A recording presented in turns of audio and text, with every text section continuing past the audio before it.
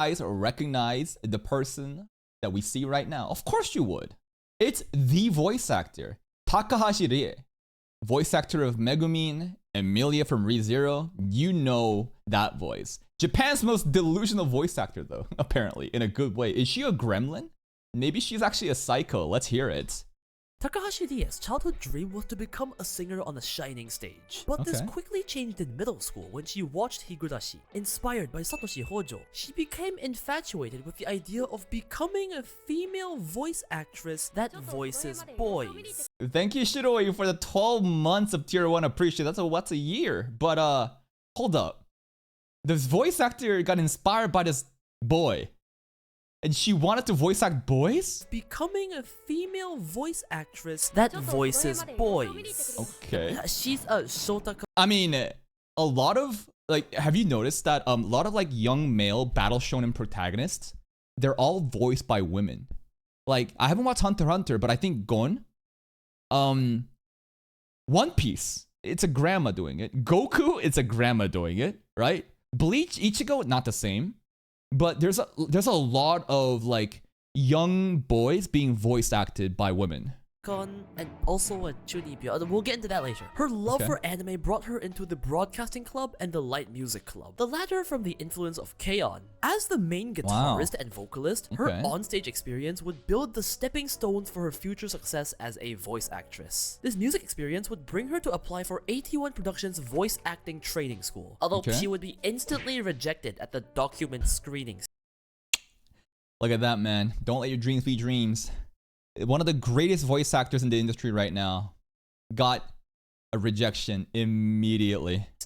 But rather than staying dejected, she immediately applied again next year, winning Winner's a special mentality. prize and successfully enrolling at the voice acting school right after her high school graduation. 1 year of training later, Deity passed her course and rose where most people fail, successfully entering the agency. She succeeded first try at the 81 production agency audition. Deity quickly That's probably super impressive. debut after signing the papers, and everything seemed to be going so well. This was it. She was finally a voice actress, what she dreamt of for so long. Her debut instantly came as a background character in Stellar Women's Academy High School Division Class C. Anybody watch that anime? I got no clue. 3. No, seriously, it's the anime's name, I swear. That's when reality hit like a truck. She was stuck. Yeah.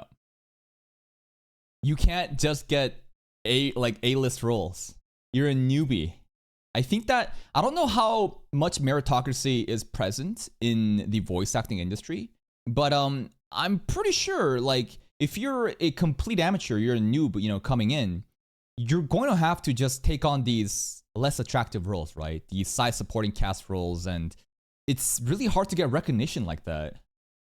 While she had made it further than most, she just hit a roadblock. Nothing but mob characters. For the next 2 years, Wah, wah. Thank you, Shiroi, for the gifted sub. I appreciate that. and he got nothing but background character roles with one line. Look at this list. 2013, 2014, damn. Yeah. She was in your... Oh no. When the names of the characters that you're voice acting is called Girl C, Costumer 2, Student A, Audience. That's sad. But that's reality, right? I'm not trying to be disrespectful, but that's just reality. You are basically new person in the industry. You gotta grind out these fucking mob roles, and the mob roles, guess what? You're literally the audience. 2 entire years. After I wonder what the turning point was. I wonder if there was like one project that really hit it off.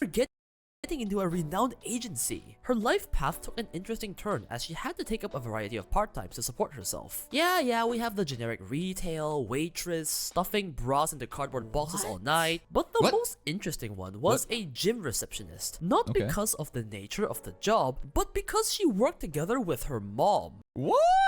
Oh, random ass details. mom and her daughter running a gym? So whenever she had an audition, she'd just change shifts with her mom. What a great mom. Thanks, Why can't Mom. my mom change my uni shifts with me? But finally, the long cycle of endless, hopeless part-times would not just be broken, What but happened? obliterated. When her fame would be obliterated into oblivion in What happened? 2015, turning point hit. 2015. She had gotten her first main character role, Futaba, from Sorega Seiyu, a very Sorega earphones? What is this? 15. She had gotten her first main character role, Futaba, from Sorega Seiyu, a very fitting beginning for a voice actress. Then, in the same season, Game of Lapless and Gakko Gurashi. Yes, all main characters. Okay. These are still not huge A-list animes, right?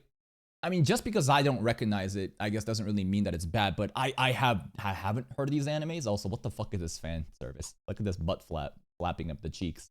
But like, I guess you spend enough time being the support characters for a while that an opportunity opens up. A small crack, right? A small crack of lesser known animes, but now it's like, all right, you put in your time. Why don't you try these roles? And then this is like the starting point. So it wasn't like an overnight success by just being like Amelia from ReZero, but you're starting to now slowly trickle up with random animes getting more important roles. Debuting as 3 mains in the same season. Then came Comet Lucifer, Konosuba, Purikya, Emilia.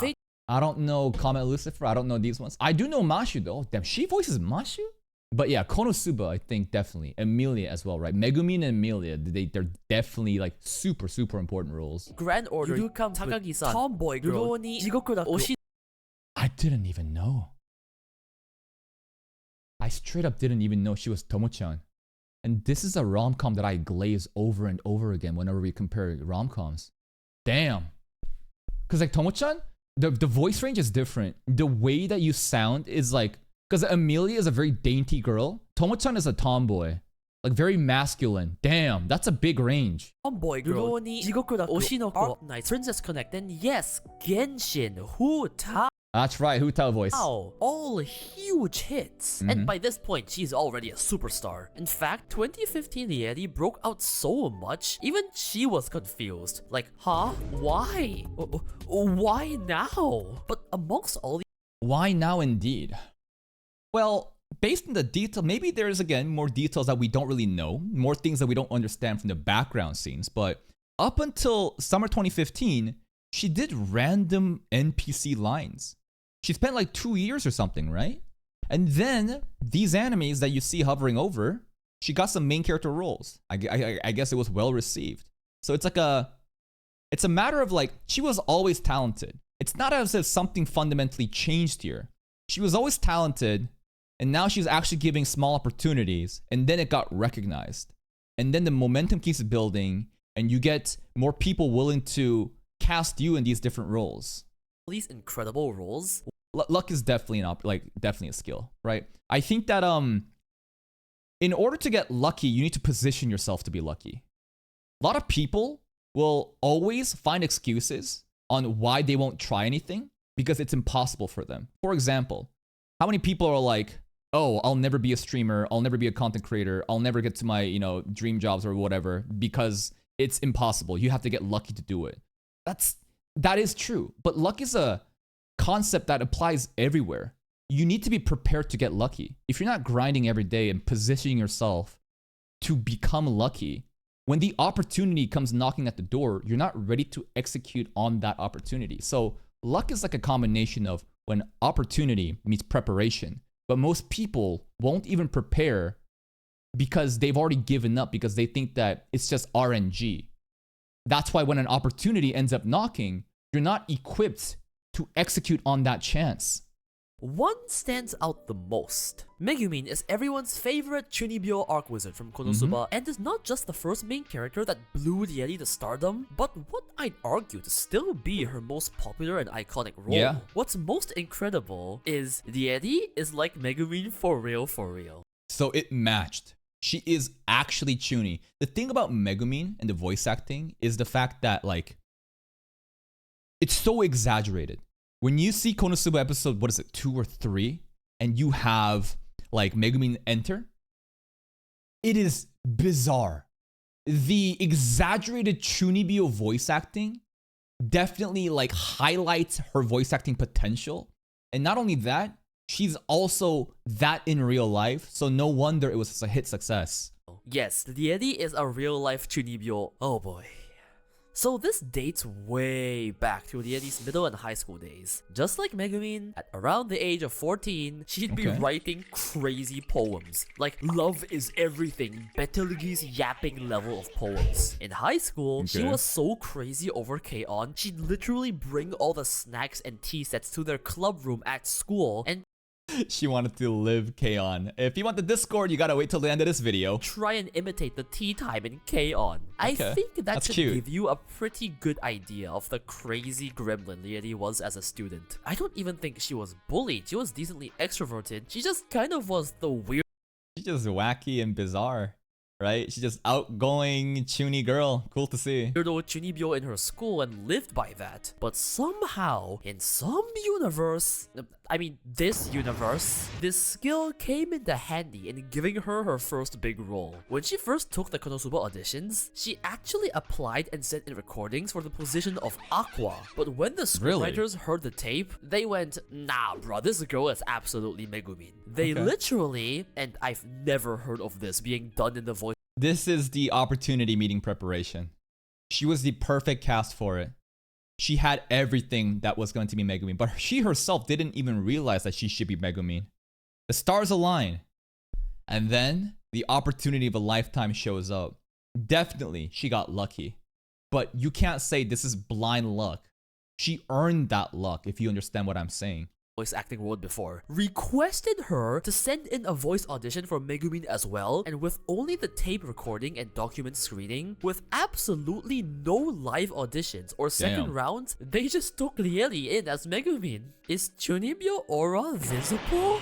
That's how confident they were. They listened to it and like, yep, this is Megumin. She may not know it yet, but fuck it, let's go. But, well, they must have known something, because they made the most correct choice in their whole career. In Konosuba, in these scenes where Megumin yaps her explosion enchantments like an absolutely delusional teen,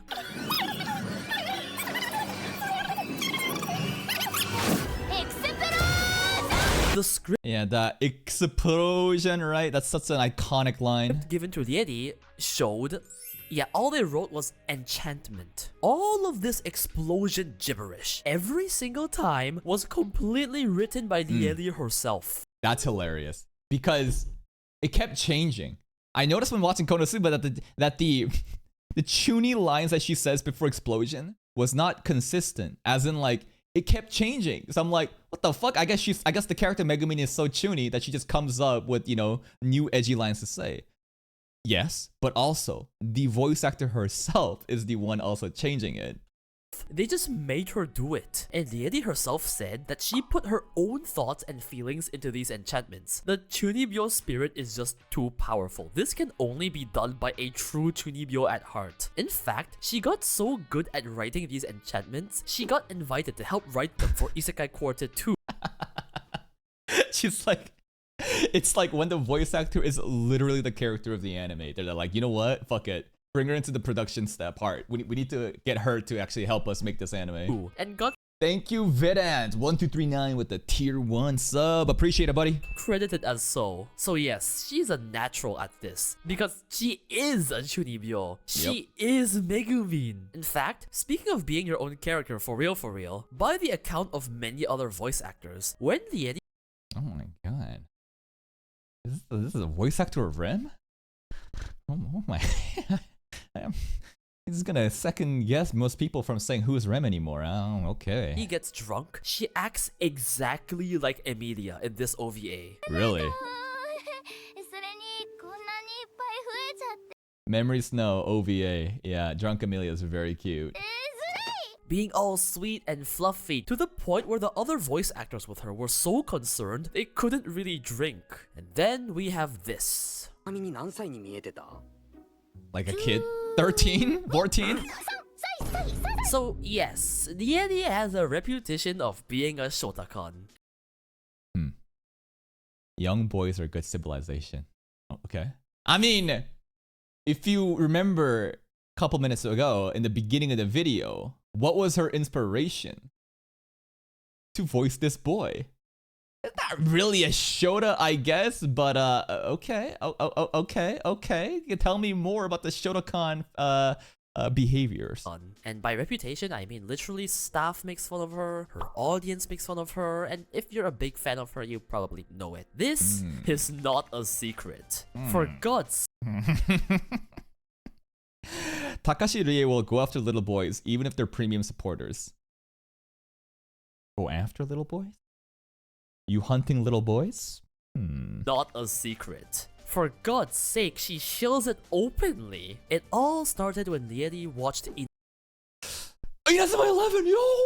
Hey, Kaka TV 2 enjoyers. I know you guys aren't watching this video, but this could be the next show that we commit to, you know, over 2025. But, dude, think about if the roles were reversed, right? And of course, double standards exist. And, like, oh my god, could you imagine male voice actors just like, yes, we need to hunt little girls. Little girls are great for civilization. Can't you fucking imagine?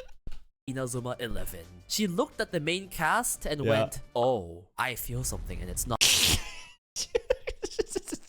what do you mean you feel something? motherly instincts. It all went downhill from there. Okay. On radios, shows, everything. There would just be yapping about Shotas. As in, she has her. And I think this is great that she's able to express her love for Shotas like this. Man, like, could you, but I can already imagine a future where, like, you know, fucking Western normies are like, we need to cancel this voice actor. Did you guys know that this girl openly supports her love for little boys? I'm like, we can't have this happen. And like, of course, PDF shit, not good. Absolutely, right? I think everyone can agree with that. But situations like this, it's a little bit more like nuanced with especially like Japanese culture and history. So like, she can just go up and say, let's fucking go, little boys. Her own concepts and segregates characters. Yeah, I mean, she's right. The diagram, it's right. Shota, little boy. Shonen, you young adolescent. Seinen, you know, you're an adult now. Yeah, true. Into seinen, shonen, and shota, and can literally yap about them for. What about you know, what about girls then? The inner circle will be lolly. The outer circle will be shoujo, and then the outer circle of this would be josei. And can literally yap about them for minutes on end. I mean, she did it live on stage in front of an audience. That's Look crazy. at this graph. I'm not gonna tell. What the?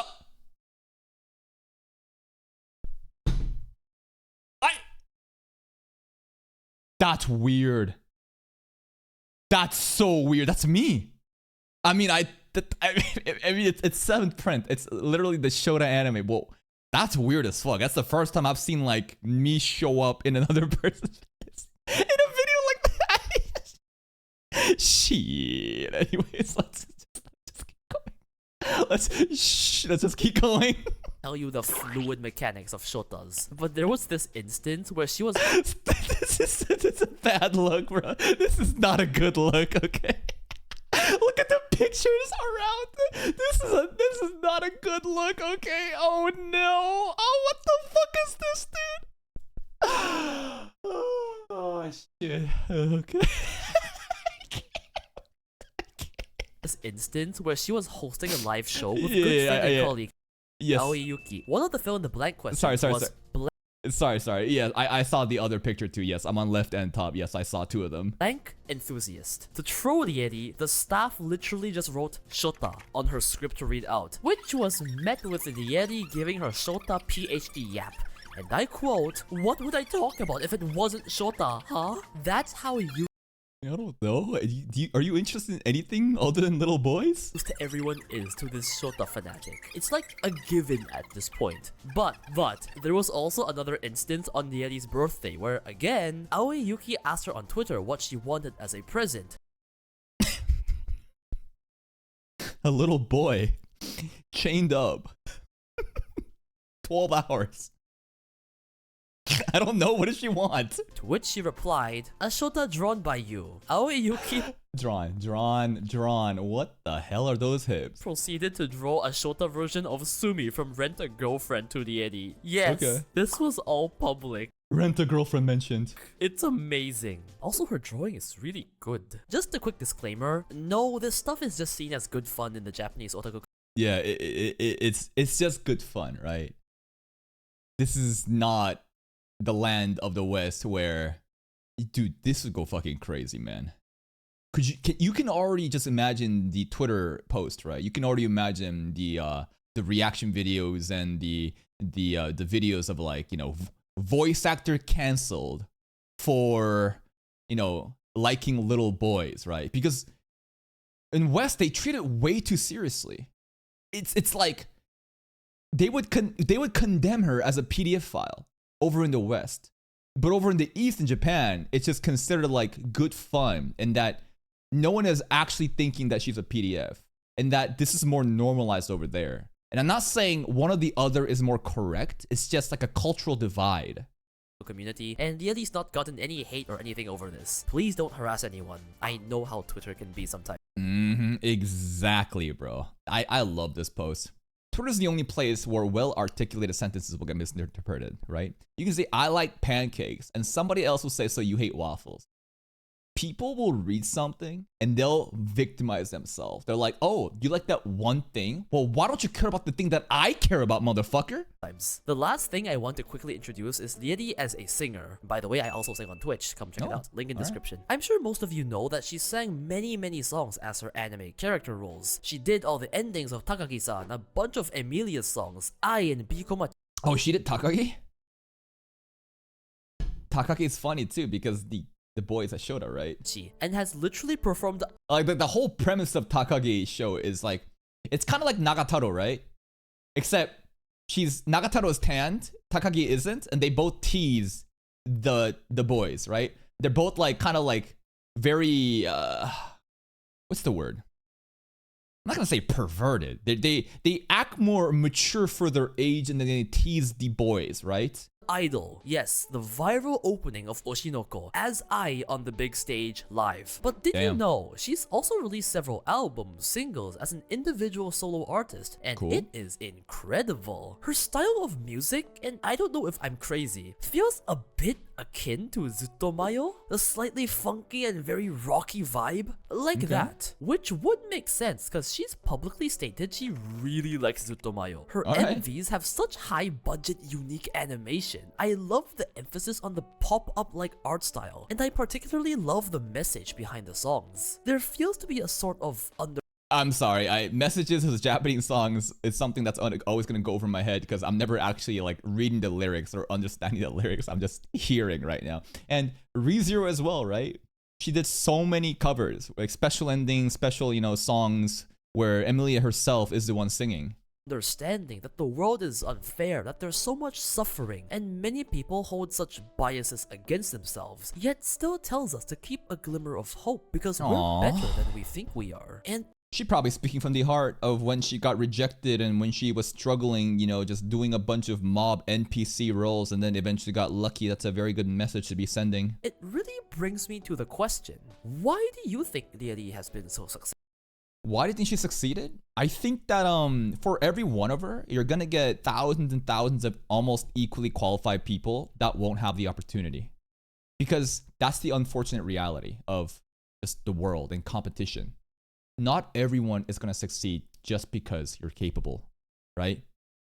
There's so many entertaining, charismatic people online trying to make it every day. Yet they can't because it's just, I think it has to do more of like, it's definitely luck, right? It's definitely like networking and understanding the game that you're playing. And in her example, what was the difference? Well, she actually got rejected first, but she was talented enough to actually get through the initial first hurdles and then, you know, landed some job roles. But those roles were NPC roles, right? Yet you can clearly see she's talented. And eventually she got a breakout moment with some not super exciting important animes. I've never heard of these, but she actually got some more relevant roles. And that momentum slowly builds up, right? this is the turning point where rather than just doing NPC mob lines, it's just like, okay, we got a little main character roles. And then because she's already talented and skilled, she's now getting more recognition. And then the real turning point, the real change is the Konosuba Megumin line, right? The slope went like this to then it's just going like this. And what happened there? The perfect fit. You can't control this. She can't control Konosuba coming at that time of that career, right? Think about the stars aligning right now. And this is what I mean by luck equals opportunity plus preparation. You can't control opportunity. You can't control that at this stage of your career, that Konosuba, with Megumi being the character that's just like you would appear, right? That's something outside of your control. But what you can do is prepare and be as good as you can. And then the perfect opportunity showed up. Did she deserve that? Who am I or who are you to say she deserves anything? But an opportunity still showed up. She matched exactly what Megumin was supposed to be. To the point that the directors were like, yo, this is her. They're literally bringing her on board to help with the production of those lines, right? And that's when things change. And even though there's probably other just as equally, if not more talented people than her that's grinding it out right now, they can't control the opportunity. They can't control the opportunity of a new hit anime that literally embodies who that voice actor is. So that's the harsh truth of the world. But that shouldn't dissuade you from trying new things. A lot of people just always say, you gotta get lucky. All these successful people, all these people doing better than me, they got lucky. I can never do that. Well, here's the thing. You're right. They did get lucky. But you giving up by making the excuse that they just got lucky, that's a 0% success rate. You're 100% guaranteeing now it's not gonna happen. Now, just because you tried doesn't mean that you'll pop off. No, it's the percentage is very, very, very low. But here's the thing. At least it's not zero. And that's the game that we play, right? That's the game that everyone in the world plays. So a lot of people would rather them just, give up so that they can justify their lack of action. They can rationalize their position in life, why their friends and peers and other people are doing a lot better than them because they just got lucky. I know so many people, like friends and coworkers and all these different people who are down on themselves. They're just down on themselves, always saying, I'm the most unluckiest person. Everything always goes wrong. But while you may feel that way, I want you to realize there's other people that may be in your same situation that's grinding it out, that they think that maybe one day they will pop off and maybe one of them will. And what about the other people that don't pop off? What about the other people that will never get the acknowledgement that they deserve just because you put in work? I think that people are so focused on the end outcome to justify their work. It's not really the end outcome. It's about you having fulfillment by taking those choices on a day-to-day action. The way that you live life and the way that you perceive life will fundamentally change when you have something that you believe in and you work at it. Regardless of whether or not you succeed, because you've done it, you'll also have the feeling that, hey, at least I tried. The worst feeling would be me never trying out YouTube, me never trying anything. And in 20 years, when I'm old, thinking what if, right? That will haunt me for the rest of my life. So at the very least, you will have that closure of at least you try, but also that lifestyle of you working towards something that you believe in, that's where the fulfillment comes from. Successful. Her voice, her looks, they definitely matter, but to me, it's her personality. Lieri is an insanely positive person, almost unrealistically so, I would say. Her official favorite quote is, if you think of failure as an experience, then it's actually a success. Yeah, this is a great mindset thing. This kind of mindset allows you to keep grinding and move forward when every day you're taking L's and you're just given so many chances to just give up. People with this kind of mindset will continuously move forward because it doesn't matter if you take 99 L's. All that matters is that one dub. That's also a great way to look at things. So many people are so focused on trying to make it and trying to be better that they get so discouraged the first moment that they fail. But it's bro, the best part of this is that Doesn't matter how many times you fail. You can keep going at it. You can keep picking yourself back up. And these failures truly are an experience. Every time I fail on, content creation or something bad happens, I reflect on it, try to think about why, rationalize why this failed, so that you can learn from that lesson and not repeat that mistake. And I think it really reflects on her journey. 2 entire years, she basically got nothing, and I think it takes a person with that kind of willpower to believe in her dream and... Oh, this is a great example too. Where is this? You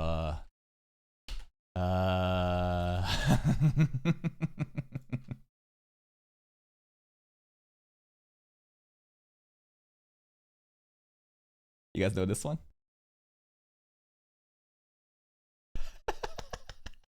Gambling is probably the worst example here. But remove the gambling, okay? Remove the gambling. And this is a person, this is Takahashi, where she worked 2 years, but then gave up. She worked those 2 years, she only got mob roles, and then she gave up. Right? But you're so close. But this concept should never apply in gambling, okay? You will never win in gambling. The house always wins, okay? Do not apply this logic to gambling, okay? Here's a... Wait, where's another one? Hold up. There's a...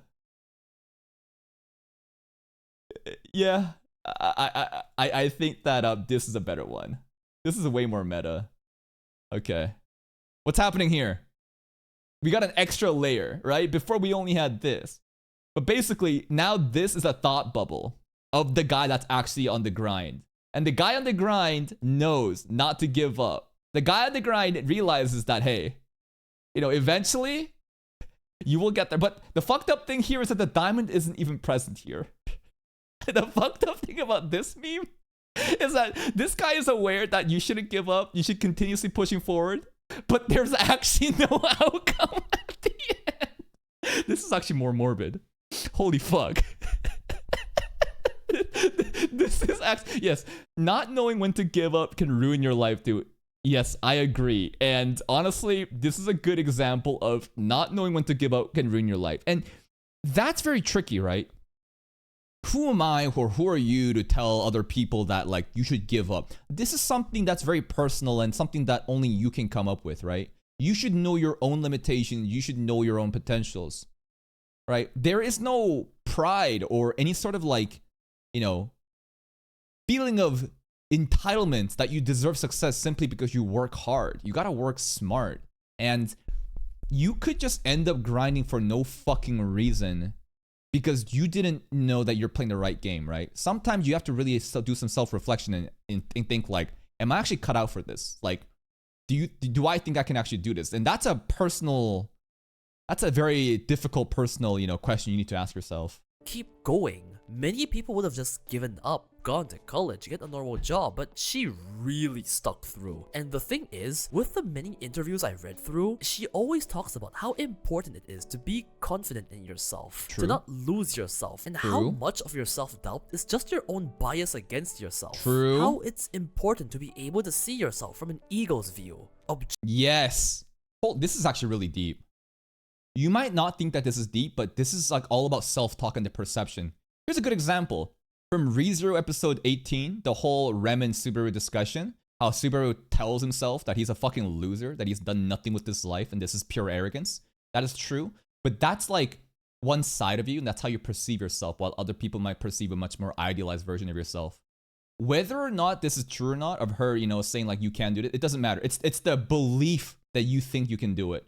The more you delude yourself, the more you can think that all right, I can do this. Even though I'm not getting the results I want right now, I know who I am and I know that I can do this. And if you really do this self-talk and you wire your brain to believe in yourself, that confidence will propel you forward rather than just giving up. Bias against yourself. How it's important to be able to see yourself from an ego's view. Objectively, this kind of mindset really plays a big role into her role as Megumin and frankly, seems to be molded by her Chunibyo antics. See, Kazuma Seiyu had a complex with his eccentric voice, different from being normal. When they first did the Konosuba recordings, both Kazuma and Darkness's voice actors found their own voice to be disgusting. But Lieri, she went, damn, my voice is easy to listen to. Lieri she just hyping herself up. Also knows that she has a non-conventional voice, but her take on this? I was a chunibyo in middle school. I've always been different from others. I've never been normal. That's my identity. That's a good thing. That is what makes Lieri so special. The ability to look at herself and see nothing wrong with being herself, despite being quote-unquote weird or being... Yes, but this is also nuanced, right? Because while her delusions are actually true, some people are genuinely so fucking retarded and can't see that, like, they'll believe this shit without the substance actually being there. But regardless, at the end of the day, really successful people, I've noticed that they, like, it's all like sports psychology. It's like the mentality, competition, understanding yourself, understanding that you can take L's, understanding that you can be still confident in yourself and move forward. And the more that you believe in yourself, other people will start believing in yourself too. Because here's the thing. Here's a very important question. If you don't even believe in yourself, how do you expect other people to? Sometimes you got to do a little bit of lying. Sometimes you have to do a little bit of playing the role. I know that there's a term called fake it until you make it. But like, essentially, you need to have that confidence and ego. If you don't have that ego to know that you can be better and that who you are is a good thing, then like nothing will happen. Being the nail that sticks out, and this is an extremely rare trait in Japan. I truly believe this. True, this is a rare trait in Japan because it's a very collectivist, mindset of, fitting into society, putting your head down and don't bother other people. But she has this individualism that's very unique. This mindset is why she is such a perfect Megumin. Someone that's so deluded in her own world in a good way. And I really don't think anyone else could have played her. But hey, if there's anything to take away from this, just be a weirdo, bro. Just be yourself. You are you, and there's nothing. Yeah. Be a weirdo. I know what he's trying to say, but I think at the end of the day, you should just be yourself, right? Who am I or who are you to say that this is weird, right? Who decided that's weird? Based on societal expectations and what normalcy is? At the end of the day, you should have a very good understanding of who you are. You shouldn't be ashamed of yourself. Sometimes there needs some self-reflection. If you truly are a shitty person and you're deluding that you're not a shitty person, that's just wrong. But let's say in an ideal world that you're not a shitty person. You may be a little bit, different than everyone else. But if you believe in yourself and you know that this has value, maybe there's something unique that can come from it. Nothing wrong with that. And that's pretty much it. That's the funniest part of this video. This is a I'm 14 and deep video regarding the whole philosophy back then. And the funniest part here of the video is probably when I saw myself in the Google search engine when they were, Googling up Shota shit, right? Where is this? Let me see it again. Come on. Ego surfing, ego surfing, ego surfing, ego surfing, ego surfing, ego surfing, ego surfing. Where did it go? Ego surfing, ego surfing. Yep. This is weird. this is.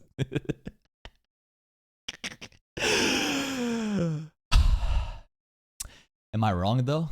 I did watch the Shota bait anime, and it was fucking good. Okay. Anyways.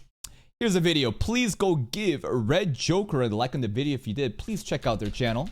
Here it is, and I'll see you guys next time.